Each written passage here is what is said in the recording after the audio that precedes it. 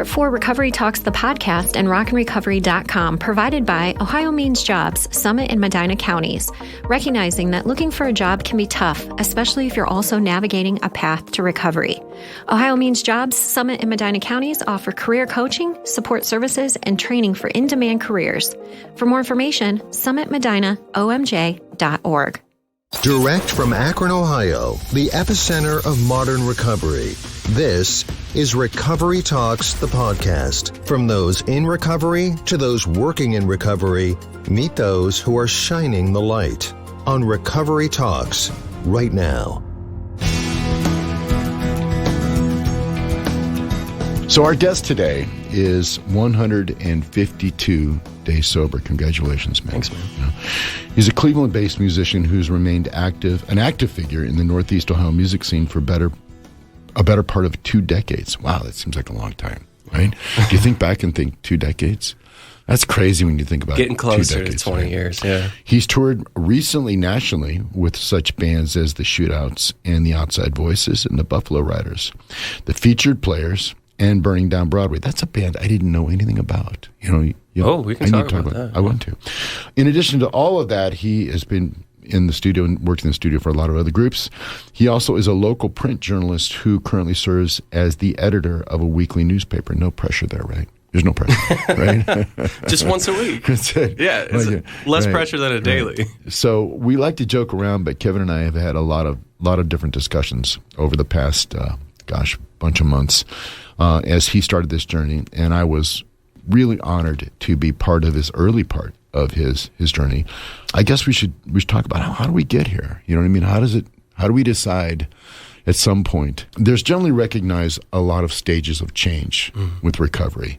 And by the way, I should say, hello, Kevin. How you doing? Hello, Mark. I'm good, cool. Man. Thanks for having me. So the stages of change that are generally recognized in when you move into a position of recovery is what's called pre-contemplation. That's nope, not me. I didn't do it. That DUI, nope, that was just a bad night. I got mad at somebody, did this, I didn't know I was drinking that much of this, or I didn't know those 2 combinations would do this. Nope, that's not me. I don't have a problem. The next stage is the contemplation stage, okay? And that's like, well, I might have a problem. I don't know. It looks like, I'm considering some change. I probably should, make some decisions coming up, The next stage is the preparation, and they call that okay, so what do I do now? I'm there. I arrived at that place. And I'm bringing all these into play because I want to go through each of them with you. And then finally, the next 2 are, the action stage. I'm going to do it. Had enough. I don't want to feel this way anymore. Whatever circumstances happens that makes that light finally go on for us. Because, it's not like we haven't seen the light turn on in the room before when we move. And then, then the maintenance, which is kind of where I'm at right now after 8 years, is this is still possible, but dude, better check under the hood a lot. Oh, want to make sure that the car is still running okay, because you don't want to get on a long trip and find out we got a problem here. Right. So, Kevin, how did you get here? How did it happen for you? Man, that's a big question. Yeah. It deserves a big answer. Right? Gosh, it's kind of crazy to think about the past 5 months. I think it is 5 months to the day yesterday, I think, or give or take. And all the change that's happened in that time. But then I think about the, 14 some years before that I was, using heavily. And it's really very heavy to think about as far as the contrast and how much ground can be covered when you actually do put things into action. Right. And it can happen very quickly, and good things can happen because of that. It's tough to not be sad about all the times before where I felt man, I knew I had a problem. Pre-contemplation and contemplation went back and forth between those stages for a long time, knowing, okay, I have a problem, but I could not imagine a life, and I refused to imagine a life or a lifestyle or any sort of situation for me where I wasn't drinking and doing drugs. Right. To me, it was a fear of missing out thing. I was I'm not going to be the same person. Right. I'm not going to have the same friends. Right. I'm not going to, be able to kind of deal with the internal problems that I was dealing with. Yeah. You know, to me, it was very naive, but like I could not, and I refused to imagine an alternative. You mentioned 14. I was struck by that because that means at some point you said, when did it start? When did it start? What was that moment where you said, okay, I might have been playing around before, but 14 years ago, this was going on, and that's where your marker is. Yeah. You know? I say, 14 years. I'm 32, so I say like 18 is really kind of when I started ramping it up, you know, like beyond experimentation. Right. I liked getting intoxicated, and I liked just kind of who I was in that state, because for me it was a hell of a lot easier than being myself, because I've always sort of been at odds within myself. I mean, going back to childhood, as long as I can remember, there's always been this battle going on, and there still is, where internally I feel like I'm a very shy person, and that I'm very sensitive, very emotional, insecure always. And my way of dealing with that, even at a very young age, was to try and be the entertainer, try and control social situations the best I could by being sort of a character in a way, to present a version of myself that was anything but insecure, you know, and try to mute that internal sort of monologue of that it's overanalyzing every social situation I've ever been in, which I'm still probably doing, you know. Do you remember the first time you caught a buzz? First time I caught a buzz. Okay, yeah. I mean, like I remember being whoa. I remember being in school as a little kid. The first buzz I really caught was being that entertainer and seeing the reactions of people and being like, that to me was a drug, right? And it's in itself, right. But like, you know, being that person then and, you know, later on, it took a toll on me, like inside, because it was hard for me to kind of be that gregarious person all the time. So over time, you know, like getting into high school and stuff, that's when, you know, I started smoking weed, and kind of like it made being in front of people easier, you know, and like, you know, have a few beers at like a party or something like that. Like the inhibitions, of course, as we all know, like they get reduced and you get more relaxed. And to me, I liked being that person, because to me it was easier to be the entertainer.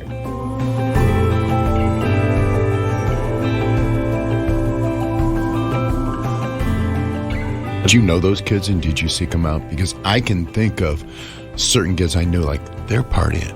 Yeah, no, that's exactly right. Because the more that like school went on, especially high school, like I knew a lot of people, but like I wasn't really close to anybody. Like I was becoming more and more isolated, and like, and it was my own doing. But yeah, like I sought out the kids who were going to the park and getting high after school, because it was just, I don't know, it was, to me, seemed easier than like making real friends, I guess, you know. And then, so yeah, I did kind of seek that out, and I sought out kids who were maybe like a little more on the edge, because that's kind of where I felt. And I felt like maybe there was a kinship there, because I felt like they were going through maybe the same thing. I don't really know. Because did you smoke cigarettes then?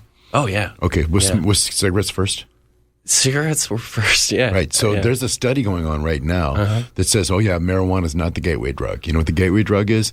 Nicotine, Jack. I could see that. Nicotine, that's where the dopamine reward system kind of like, what? And then all of a sudden you got something activated. It's like, whatever that feeling is, I want to do that again. What do you got? What do you got? What do you got? What do you got? What do you got? I was probably in 10th grade the first time I smoked cigarettes. I didn't like it, man. It tasted bad. Yeah, I'm still, you know, go back and forth with them. Yeah. And which sucks. And but, dig it. Yeah. You know, I mean, it is one of those things. But yeah, that was first. And then, but the kids who were smoking cigs, is, you know, like we were ditching school and hanging out in the parking lot, and like, you know, somebody has some weed, like kind of thing. Yeah, it was that simple. Yeah, and so, I mean, it was like, well, I'm already smoking, you know. And weed was so easy to find. Everybody had it, especially weed was so easy to find, and it was so crappy. I know, right? Like, I was just talking with somebody about this, like, you know, stems and seeds. Does anybody remember stems and seeds? Yeah. You know, now, I don't want to be a trigger for anybody, but dude, I can tell you how many pairs of like really cool brand new jeans. I'm like, man, what happened? You wake up the next day like, why'd I get that burn hole in there, man? What the, you know?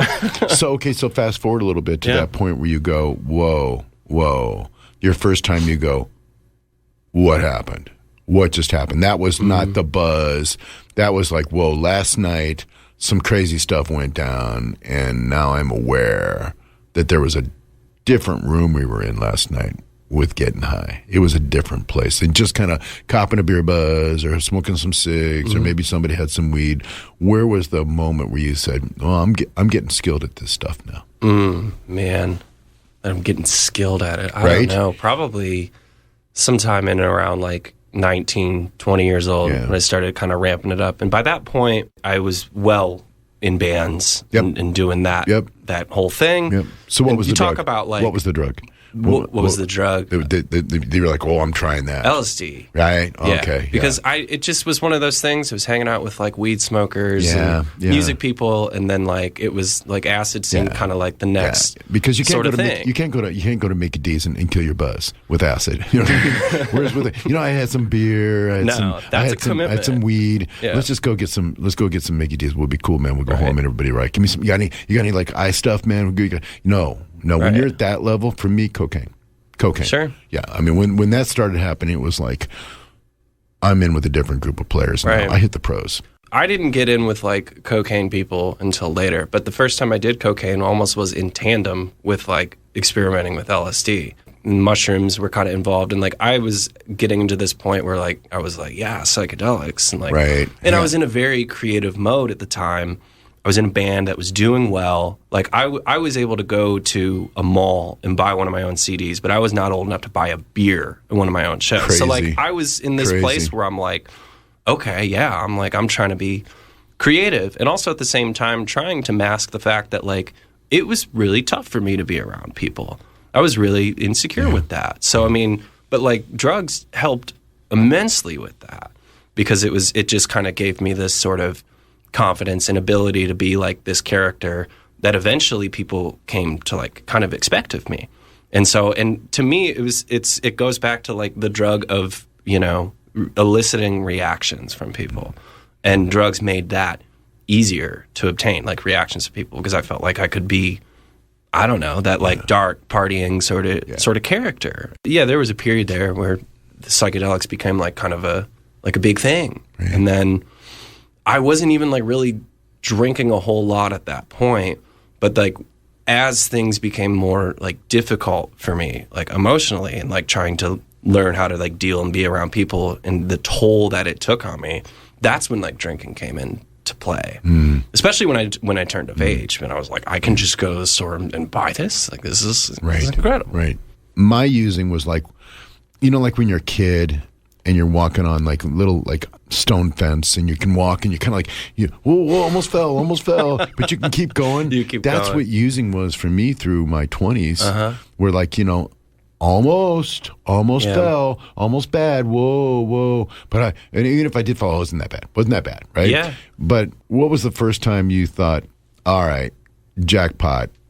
I was using, and I got into some serious trouble. Was it the popo? You get in trouble with the popo? Yeah, I got jammed up when I was 21 years old, because at that point, like when I started like pretty much drinking every day, that's when other things became acceptable as well. And like I wasn't really shy to not try anything. I mean, I was getting my hands on like Vicodin and and like Percocet and like pain pills and that kind of thing. Mixing up chemicals. Oh my God, mixing them up. Man. Mixing them up. Making cakes. Right. But I got jammed up. Yeah, when I was 21 on just stupid stuff where like I wasn't even involved in a situation. There was an altercation that I decided to like bar thing, which I decided to interject myself in. Cops kind of show up. I got snotty with the cops. We have great judgment when we're all blasted, brother. Right. And then I don't remember most of this situation, but I got mean to the cops. Then I wake up in a drunk tank, but I had pills on me, right? Oh. So like that's a felony situation. Oh. So I wake up, in like a drunk tank. I'm 21, 22 years old, and like I was already kind of having a lot of problems in my life as far as like couldn't hold relationships down. I had no direction, that kind of thing. It was rough.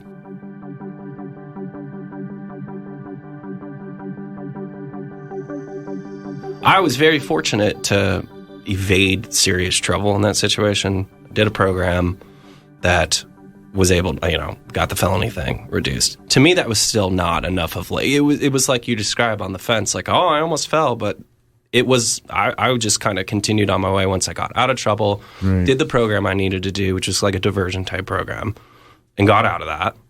And then I was scot-free. So well, here's the real question. Did you ever at that point in time when you got into trouble consider like, man, I need to quit? There was, I think, an internal voice that was like, maybe you need to quit. But then it was always trumped by the fact that like I couldn't imagine any other life. So, but you were in a diversion program. Didn't you come across people that were sober there? Like thinking, hey, man, let me show you. You know, being messed up isn't cool and you can live sober. Tons. Right. But I wasn't listening. Right. I didn't care. Why do you think that was? Because I just wanted to get out of trouble. Right. That's all it was. Right. If I get past this, then I'll get it back together. You know what I mean? This isn't really, I know I can keep it under control. I'm not really, so you're really kind of still at the pre-contemplation stage. It's not really me yet. It's not me yet. No, I'm not really. I was like, I'm jammed up. Jackpot. Yeah. You know what I mean? This is bad luck and all that stuff, and I'm in trouble, but it's really, I'm not that guy that. Right. So in that mind, if you could go back and talk to that guy, what do you think he would say if he was here right now? What would he say would be somebody that was really in trouble? What was his idea of somebody truly in trouble from drugs and alcohol at that point in time? Did he have an idea? I don't think he had an idea. So yeah, that's it. You know what I mean? That's like, it. That version of myself did not have any idea. Right. I like, it's hard to kind of put myself back in that place because I just want to go and like kick myself in the ass. I know, man. Really? I know. But, which is, you know. You want to go talk to that guy and go, look. Do. You know? Maybe I'd tell him everything in moderation, or I would just tell him, like, I wish I could tell him what I know now. I mean, we all wish. Let's run the movie forward, buddy. Let me tell you what this is going to look like. Let me tell you how bad it does get. Right. So I didn't take that, incident seriously at all. I mean, in the same period of time, like I got kicked out of the house I was living in with my girlfriend because like I was out of control. Yeah. My behavior was very erratic and I was in no position to like be in a serious relationship. Right. First time I'd ever lived with a chick, right? And I get kicked out of there. Wow. So, and like this is all like going on at this time and it's just like turmoil. And instead of kind of like looking at it for what it was and being like, man, I really need to get it together, I just ramped it up more. Yeah. And I got more into using and more into like making that a functioning existence. Right. Do you ever remember a moment when you were using where you kind of had that moment of weakness and you said, I need some help. I'm going to go talk to somebody. See, I remember clearly in high school going to a coach and say, man, I'm getting into some stuff. And it was probably like, go fast pills or something like that. Yeah. But I was in, right? Yeah. And I was getting them. And I remember going to him and saying, I think I need some help. And all he could do, only tool he had in his toolbox was, here's my phone number, right? Call me.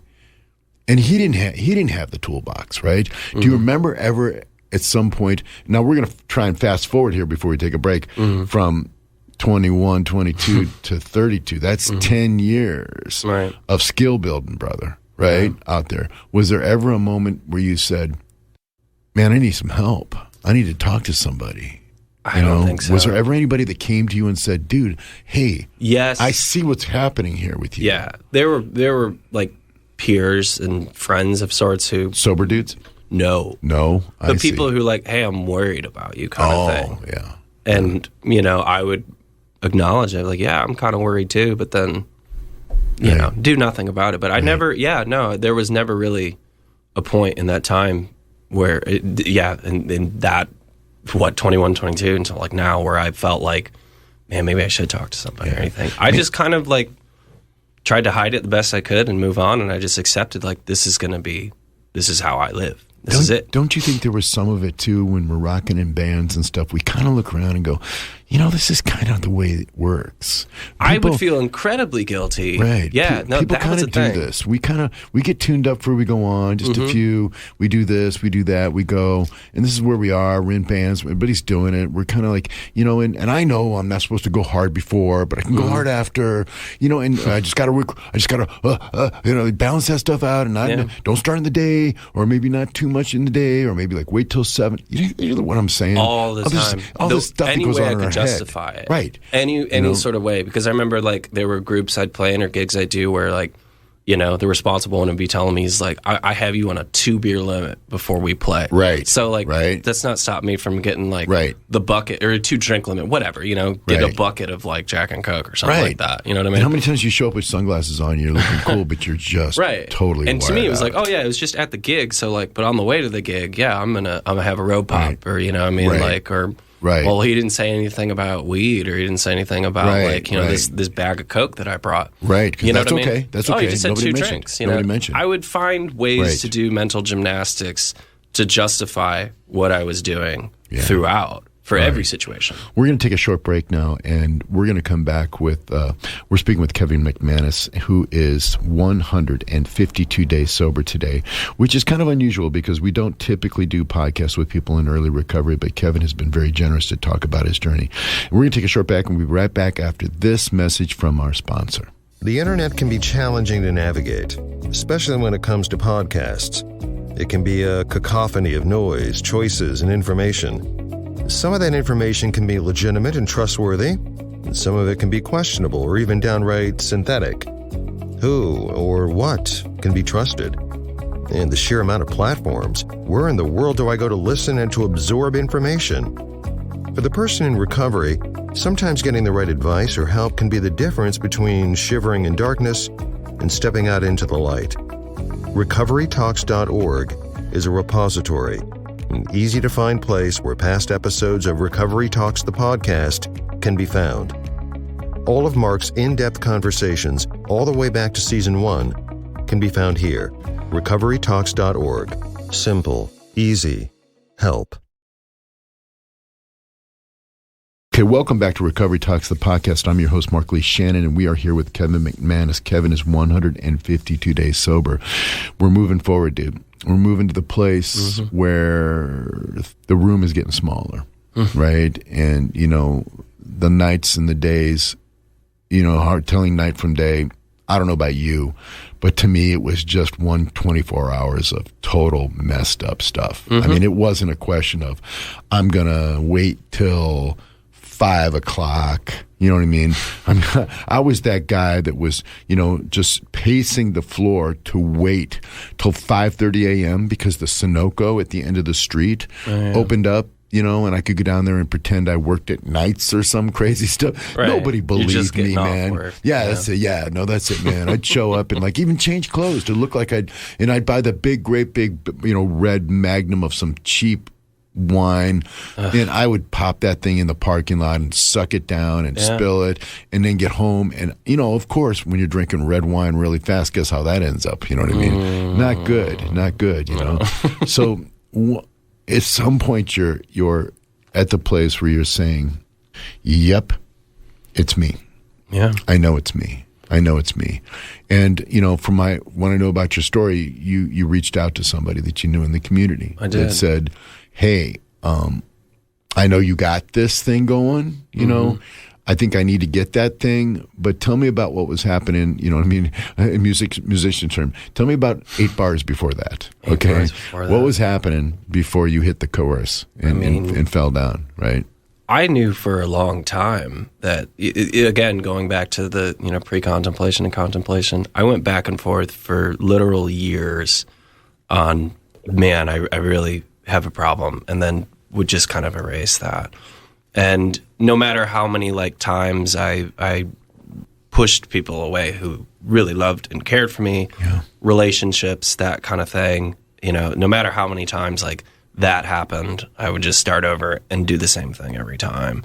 No matter how many times I nearly lost my life.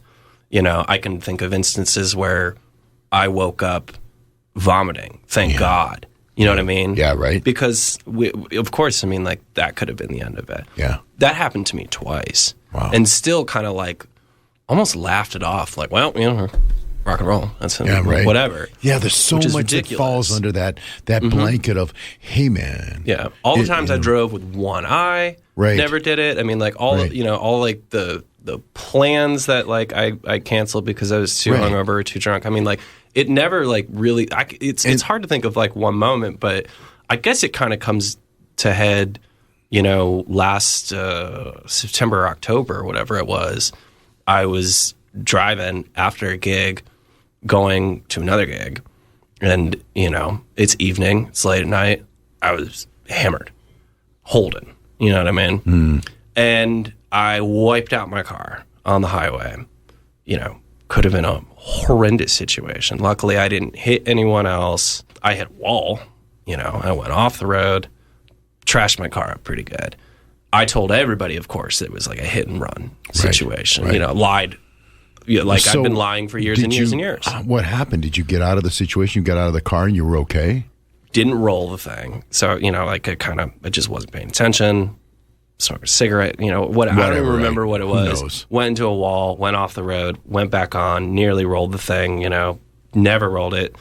Car's all rickety. Right. I get it off the highway, and like, I was like, whoa. You know, like that's, you know, to me, that was one of the closest calls, or that, like, the call that finally, like. How much do you want to die? Basically, you ask yourself. Right. How much do you want to die? It made me start to think, like, okay, I didn't necessarily, like, want to die, but I didn't care whether I lived. Yeah. And that's, like, where I'd been for a long time. And when I kind of, like, had that realization, I was like, okay.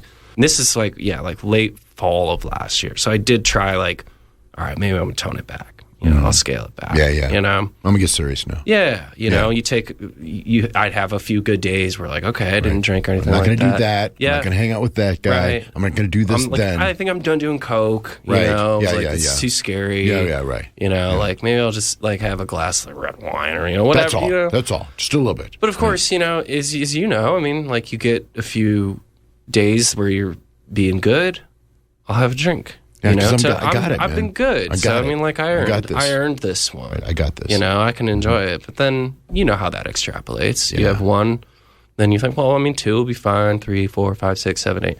And then you're doing the same stuff as you were before. Yeah. So I tried on my own, like, and with really not really cluing anyone in to what was going on.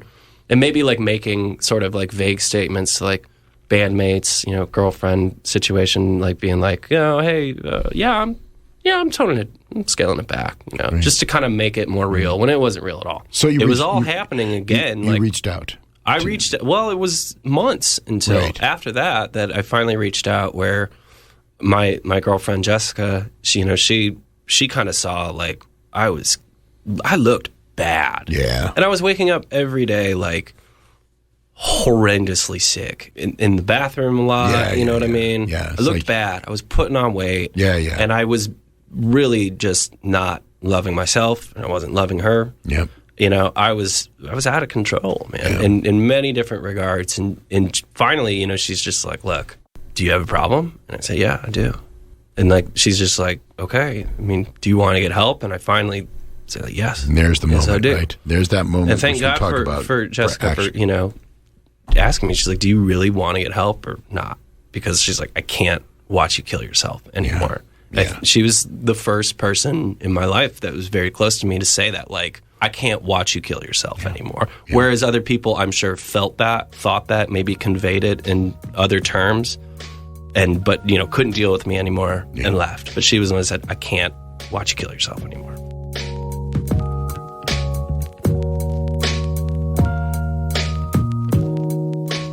It was at that point I called somebody I knew who was very active and visible in the recovery community, and I said, I'm screwing up.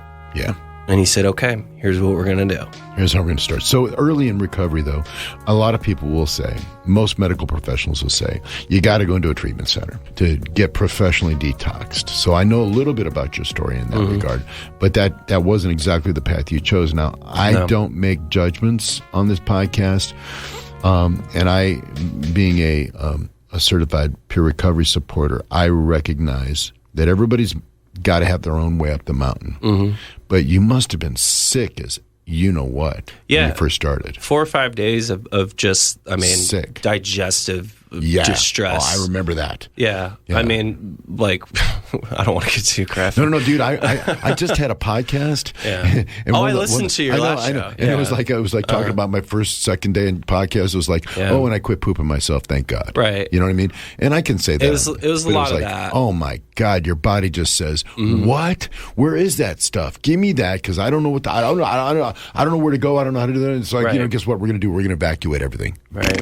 Everything gone. You know what I mean? And that's funny, but it's not. I know. Because I mean, we're having a light moment here. Yeah. But it really is. I just remember one of the early times when I tried to do what you did, you know, which, by the way, I'm not sure I recommend, but we're good here because we're here where we are, right? Yeah. But I remember I tried it myself. I was so sick, and I called somebody. I'm like, man, I'm doing this. My urine looks like this. He goes, dude, you're trying to detox yourself? I'm like, yeah, because I don't know how to. I'm scared. I don't know how to do this. My job and my thing. All those things that I didn't know how to do that. I didn't even. There's no book, man. Right. There's not like. I mean, what are you going to look it online? You know, because you're already messed up. And the first few days were a nightmare to me. So yeah, I did not go to a facility. Right. I'm telling our listeners, don't do that. But you do. Yeah, we're good. Right. We're good, man. Let's don't do that. Let's not do that. Stay in school. Don't do drugs. Okay. Yeah. Right. Right. Yeah. I did not go that route because there was kind of the fear that you're describing of like, how am I going to like keep my life together? Well, in actuality, my life shut down for that entire time anyway. Right. Work, whatever. You know, a lot of people talk about, and I don't want to say this word, but I'm going to say it. A lot of people talk that there's some kind of change that comes over you when you finally make the turn, and it's almost like it's a spiritual thing where you think, I'm not going to be the same anymore. I'm not going to be after I come to this place, I'm not the same anymore. And there's a turn because I know that what happened to me in detox at St. Thomas Hospital, even though I didn't stay sober after that, right? I wasn't the same. You know, whatever it was, whoever Marc was after that was different. Is that kind of what happened to you? Did you find that once you made that turn and you had those few days of like sick, pooping, with all this stuff, just terrible feelings? Do you think that Kevin was never that guy again? Do you think that guy is? There was almost. You? Yeah, I think so. So you get by that first few, what I call the first few miles, man. It's running rough. Detox? It could be. Yeah, I mean that felt like several miles in itself. You're telling your brain you don't get that anymore. You don't get that brain, and your brain fights you. And what that's called is post-acute withdrawal. And the symptoms are I mean, it's inability to solve problems, inability to think clearly, inability to concentrate. Yeah. Sometimes rigid and repetitive thinking. Stress. You're not managing emotions the same way without the drugs in your body because your drugs in your body kind of kept that stuff at bay, baby. You know what I mean? It's it's very true. Understanding and recognizing those symptoms are the way the brain affects the body is the number one reason why most people relapse, because they get to the point where they go, I don't want to feel this way anymore. I'm just going to use it. I'm just going to use it. I'm going to drink. I'll just have one. And you know how that doesn't work, No. So you get past, let's go to 30 days, and you're starting to feel like, man, I got 30 days under my belt. It'd been a long time since you'd had 30 days, wasn't it? There'd never been a time. Right. Since in my entire adult life, there was never, not even close. So you never had to do an insurance thing or something like that where you had to because I remember a couple times I had to I can't smoke. I can't do nothing because I got the insurance, because I got the life, whatever, right? I've never had a job that really required me to at least, close. You didn't have to drop, so you were good. Never. Right? So I never... my career paths don't really, require that kind of thing. So, and I relished in that. But 30 days, it was, that had never happened. But I was in a recording studio when I even hit 30 days. I know. I remember talking to you about that. Like, dude, I'm going to go make a record now. Well, what was interesting, you want to talk about early recovery. That's crazy. So, obviously, I did not go a facility route to detox. If I could do it again, I probably would, because it was terrifying. But managed to get through that. Again, don't recommend doing that. I really, I mean, you talk about doing everything differently and processing everything differently. I had a period of time where I did that, and then within a matter of weeks, I went back to the thing that I knew was kind of true in my life, because mostly it was a curiosity of, am I going to be able to still perform and play? Am I going to enjoy it? Am I going to suck? Right. What's this going to be like? Am I be able to get through this? So I just kind of jumped back into that, because I was hoping that could be like a steady thing that I could focus on, a mission, as you put it. You told me, you're like, okay, you're on a mission now. Yeah, man. So I went right back into the studio. My first show back as a sober person, no less than like a week after I hit like 30 days. I think it was maybe a couple weeks after I hit 30 days. No big deal, just like a festival in front of 1,000 people. That's not a big deal, man. There's no stress there. I was terrified, right? Pretty stressed out, because I wasn't able to do the thing that, again, going back to like being in front of people and being that entertainer, I wasn't able to reach to drugs or drinking to try and give me that confidence and that motivation that had been giving me like that boost for all these years. And it ended up being fine. Yeah. You know what I mean? Isn't Like once I got out there, right. I was just felt good. And I hear better now. I play better now. And I'm a better, I think, band member. And then, obviously in real life, friend, partner, son, brother. Yeah.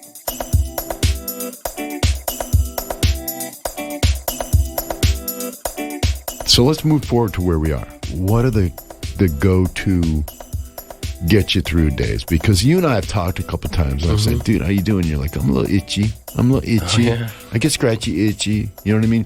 So what are the things you do?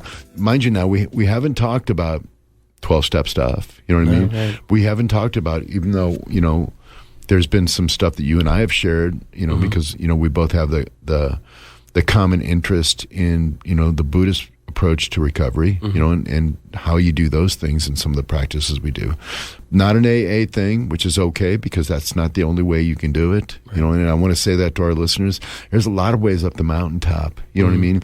And I find that people who only believe there's one way, I don't know if I always agree with that. Right. I mean, I believe that people believe. I do that. Yeah. I believe in the power of belief. But I also know that at some point you've got to try your own things. And sometimes, like being a guitar player, you got to go to different teachers to really get, what you learned. You got to work with different producers to make great records. Sometimes it's a journey, right? And sometimes you do different things at different times.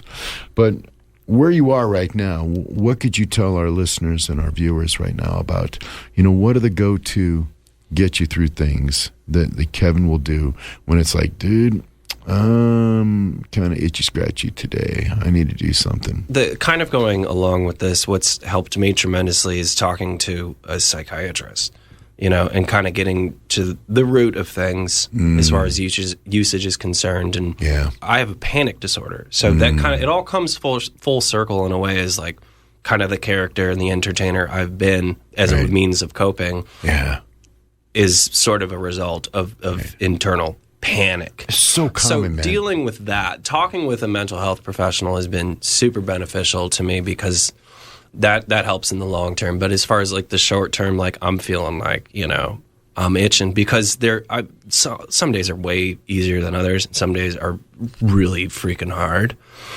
A big thing is trying to stay connected with other people who are going through the same thing, because they get it. I can call and be like, man, I was walking down the street. I take walks a lot now. Yeah. Like that's my thing. Like, I in my neighborhood and city, like I'll walk, 2 miles without breaking a sweat. And just because listen to music, that kind of thing helps a lot. Yep. But I'll call someone and be like, man, I was walking, I smelled somebody smoking weed earlier. Right. Yeah. You know what I mean? It's like, and it takes you back. I know, man. I know. And I'm sorry, but I smell weed everywhere now. Right. And it's not skunks. No. It's like you're riding down the road. It's like, it used to be like, look, somebody hit a skunk. No. Yeah. It's somebody blazing up that stuff in their car right ahead of you. Well, my senses work better now that I'm not a crazy? Drunk. You know what I mean? You can hear, you can see. I can hear. Yes. What about sleeping, man? How's sleeping going for you?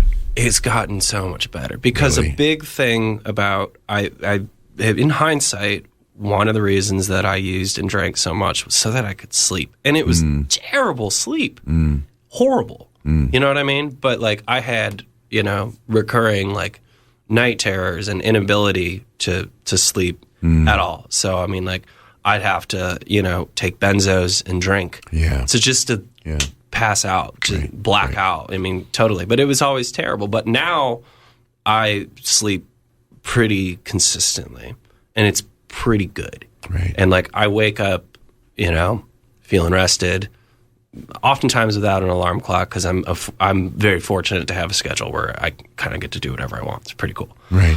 But yeah, no, I'm getting But that can up. also be a stressor too, Dave. It can be a because stressor. you have to be in charge of everything. So all I've the always things you're been, saying yeah. to me really reflect back on an article that I recently came across. They were trying to determine why a certain people in a certain village in a Mediterranean village were able to live so much longer than everybody else. And they came up with three basic things. Obviously, it was a rocky, hilly place. You had to walk and exercise. The only way to get around was you had to be active. You had to move, the thing you were talking about. That's something that I also feel was a big contributor to me. Right. And that the replacing, the stuff that I used to do with just the really positive exercise really works for me. The other thing was just nutrition and rest from walking around all the time.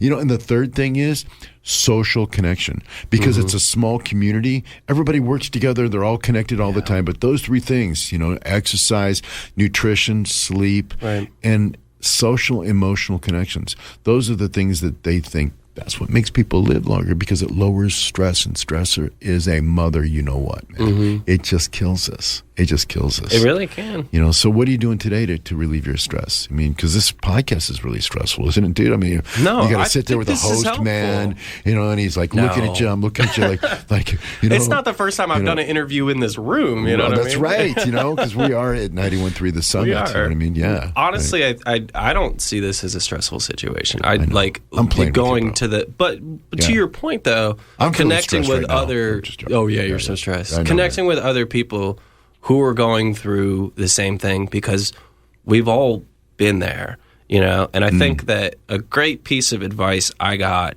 literally the day I called to get help was I was told that myself and the situation that I had developed myself, it was not special. And I was not special because of that. You know what I mean? Yeah. And it's like, oh my God. Yeah, there are so many people you're not special, bro. who deal with the same I know. exact thing. So the connection aspect is really huge. So what I'm doing today, I consider a part of that connection aspect. As we wind down for the last few minutes of this podcast, so you're out as a sober person, man. You're out, and that means you're talking about it. And you're telling people, no, I don't do that stuff anymore. It's a level of accountability for myself. Yeah. I haven't been too public with it. Right. The people in my music circles are aware of it, and I've made changes in that regard to be in situations where it's safe. So what made you decide to go on a podcast and go out into the world? Because this goes out everywhere, bro. What made you decide to do that? Number one, I was asked by a good friend to do there it. you go, man. Number two, because I'm going to make your ass feel guilty. You know what I'm saying? Number two, like I said before, I think it's for me, it adds another layer of accountability. You know what I mean? Yeah. Putting the armor on, man. It's like going to the gym and moving up in weight. I do think, yes. Yeah. And I do think that also maybe it could help somebody. That's it. You know what I mean? I'm 5 months into this whole thing. Yeah. It's not real deep at this point, but I mean, to me, it does feel like, a tremendous gulf of time compared to where I was at before. So I think it helps me, and maybe it can help other people. And it's just good to talk about it with other people who have been there. So we're talking to Kevin McManus, who's 152 days sober. And brother, I have a feeling this is going to continue for you because of the way your confidence is coming through to me and your energy coming. So what's up next for you, man? What's up next? I mean, you got a bunch of tour dates coming up, Yeah, a record real in the busy. fall, you know what I mean? And I think the record early next year. Right. But for now, going to be touring a lot. How can people follow you so they can follow your sobriety journey? Do you want to do your socials and stuff like that? I know, right? I would follow the groups that I play and that you mentioned at the top of the show. So the Shootouts, the Buffalo Riders, the Outside Voices, which recently went into hiatus, but we will be back. Yeah, of course. But I'm just, I'm happy to be alive, man. I'm happy to be here and still doing the thing that I love to do, which is playing music and also living. So it's good, man. Thank you for coming on this podcast. Thanks for having me. And this is the very first edition we're doing audio and video, so we're not really sure how this is going to look, but I'm sure that Kevin will look good. But the reality of it is that, you know, you by look good. doing, I know, man, I don't look bad. You know? look good. That's not terrible. You know what I mean? Yeah. But, you know, the reality of this is that we're just two guys that are really just, you know, just bearing the truth and saying, yeah, it can happen that you can get well. It can happen, right? And I think that one of the stigmas that is associated with especially musicians in recovery is people have this idea about us, like, well, you know, you got to have a drink to play. You got to get high to play. And I got to tell you, at the top level where I'm seeing things go on, like last week I got to open up a really cool big show. Ain't nobody getting high. At Blossom Music Center, by the way. But I'm just saying, ain't nobody. No, man. Ain't nobody tuning up before those shows. No one. It wasn't even in the wildest imagination of any of those performers that they should do that, because that's not it when you get to that level. You don't do that. I say to people, you know, and recently you and I have talked about, you know, I saw somebody do a rec release and they walked on stage and they had 3 fingers of whiskey in their hand, and I'm saying, I wouldn't show up at work like that. No. I wouldn't show up at work like that. That's not how I would do it. A big thing for me was I wanted to step my game up, and I was sick of the reputation that I had developed for myself. Yeah, well, you're changing that stuff. I'm changing it. I mean, the word is going out to this podcast. I just want to thank Kevin McManus one more time for being on this podcast. And you've been listening to Recovery Talks, the podcast. This will be, our early 50s of podcasts. I can't believe we did this many of these things. But, you know, for all our listeners out there, please stay tuned, because we're going to do more. We're going to do more of this and put them up on different formats as we go forward, do more video. But please stay tuned to the next episode that features people on the front lines in recovery. I call them the lantern holders and the lighthouses. And until then, everybody, let's stay connected, stay standing, and steady on. Right on. Thank you, brother. Thanks, man.